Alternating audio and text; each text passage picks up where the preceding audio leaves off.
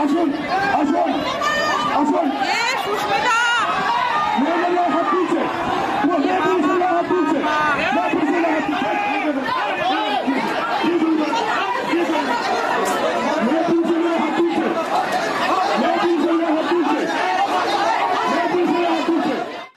ডানকুনি থানার এক মহিলা পুলিশ কর্মীর উপর হামলা ও অশালীন ভাষায় গালিগালাজের অভিযোগে উত্তেজনা ছড়ায়। অভিযুক্ত 6 জনকে ইতিমধ্যেই গ্রেপ্তার করে কোর্ট পেশ করেছে পুলিশ।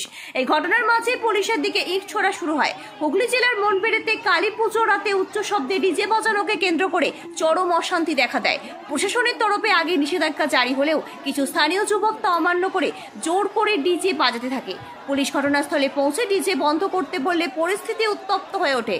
পুলিশের বাধা দেওয়া স্থানীয়দের একাংশের সঙ্গে সংঘর্ষ শুরু হয়। ধস্তাধস্তিতে 3 জন মহিলা কনস্টেবল, 5 জন হোমগার্ড এবং 6 জন সাব ইন্সপেক্টর আহত হন। তাদের স্থানীয় হাসপাতালে ভর্তি করা হয়েছে।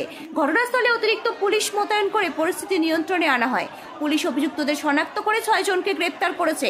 এলাকায় উত্তেজনা থাকলেও বর্তমানে পরিস্থিতি নিয়ন্ত্রণে রয়েছে এবং বাড়ানো হয়েছে টহলদারি। প্রশাসন ও পঞ্চায়েত সদস্যরা সকলকে শান্ত থাকার আহ্বান জানিয়েছেন। পুলিশ জানিয়েছে ভবিষ্যতে আইন ভাঙলে কঠোর ব্যবস্থা নেওয়া হবে।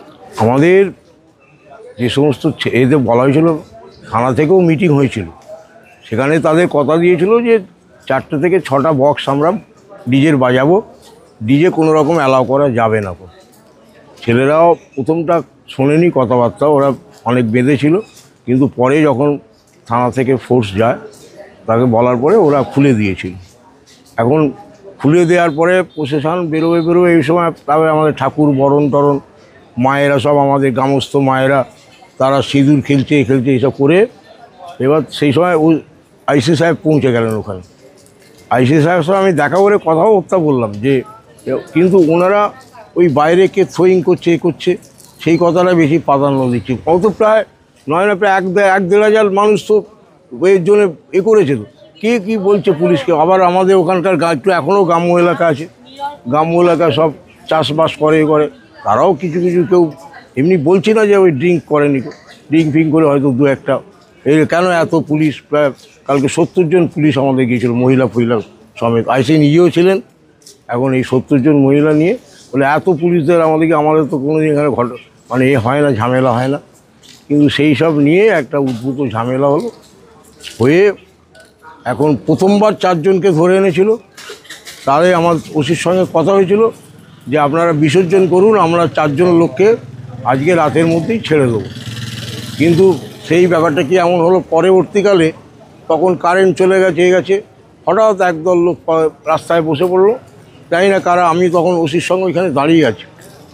তারপরে ওই এদের পুরা লাঠিচার্জ করে ওখান থেকে প্রায় 6 জনকে তুলে নেয় আর কি। বলছি ড্রিঙ্ক করে মহিলা কনস্টেবল গায়ে হাত দেওয়া হয়েছে। ড্রিঙ্ক করেনি, ড্রিঙ্ক করে মহিলা কনস্টেবল গায়ে হাত দেয়নি। এইখানে যে নাম দেয় সুস্মিতা না কি নামটা আমি ভুলে যাচ্ছি। মহিলা কনস্টেবল সুস্মিতাও সবসময় তো থাকে, হয়তো এত ওই মানে কাদা বা এত বৃষ্টি হচ্ছে না, হয়তো যেতে গিয়ে ধাক্কাধাক্কি হয়ে যায়। আমি অস্বীকারও করতে পারলাম, আমি তো নিজে দেখিনি। আর ওই যে একজন মহিলা কনস্টেবল মানে মহিলা একজন র্যাপ মতো ছিলেন, ওনার নাকি এখানে বুকে, কালকে আমরা রাত্রে গিয়েছিলাম, উনি বললেন দেখুন আমার এখানে এখনও দাগ আছে, বুকে নাকি আমাকে পাথর ছুঁড়ে মেরেছে। আমার মানে বিশ্বাস হয় না, আমার গ্রামের লোকের, আমি তো তাদের দীর্ঘদিন ধরে দেখছি, তারা মানে পুলিশকে হয়তো গালাগাল দিয়েছে, আমি অস্বীকার গালাগাল দিতে পারি, কিন্তু পাথর ছুঁড়ে মারার এদের সঙ্গে আমি মানে শুনিনি। কিন্তু উনি দেখাচ্ছেন, সেই হিসাবে আমি প্রভূত সাপোর্ট পাই। ওরা যেভাবে যতজন দেয় আমাদের তো কোনো অসুবিধা নেই। আমাদের টিফিনের ব্যবস্থা থাকে, সকাল থেকে দেন টিফিনের ব্যবস্থা, রাতের খাবার ব্যবস্থা সব কিছু আমরা করি। এবং মানে টাইম টু টাইম ডানকুনি থানা যে আমাদের সহযোগিতা করছে, সেই ব্যাপারে তাদেরকে মানে আমরা অ্যানাউন্স করি যে ডানকুনি থানা আমাদের যথেষ্ট সহযোগিতা করে আসছে। প্রতি বছরই ডানকুনি থানা আপনাদেরকে? হ্যাঁ। আচ্ছা, আপনার নাম? আমার নাম শ্যামল ঘোষ।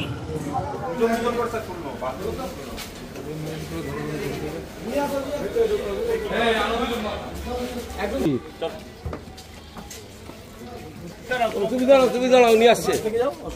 কি নাম আছে? অমিত ঘোষ। অমিত ঘোষ কি নাম? চলো ভেতরে।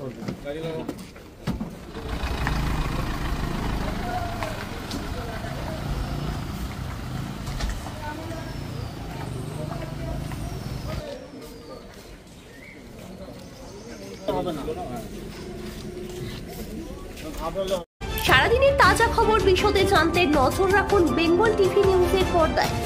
আমাদের ফেসবুক পেজটি ফলো করুন, ইউটিউব চ্যানেলটি সাবস্ক্রাইব করুন।